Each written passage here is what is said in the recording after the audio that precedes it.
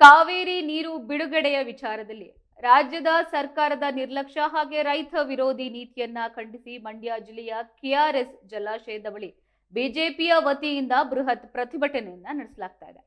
BJP ರಾಜ್ಯಾಧ್ಯಕ್ಷ B Y Vijayendra, ಮಾಜಿ ಮುಖ್ಯಮಂತ್ರಿ ಬಿಎಸ್ ಯಡಿಯೂರಪ್ಪ, ಇನ್ನು ವಿಧಾನಸಭೆಯ ಪ್ರತಿಪಕ್ಷ ನಾಯಕ ಆರ್ ಅಶೋಕ್ ಹಾಗೆ ವಿಧಾನ ಪರಿಷತ್ ಪ್ರತಿಪಕ್ಷ ನಾಯಕ ಚಲವಾದಿ ನಾರಾಯಣ ಸ್ವಾಮಿ ಅವರ ಜಂಟಿ ನೇತೃತ್ವದಲ್ಲಿ ಈ ಬೃಹತ್ ಹೋರಾಟವನ್ನ ನೆರವೇರಿದೆ.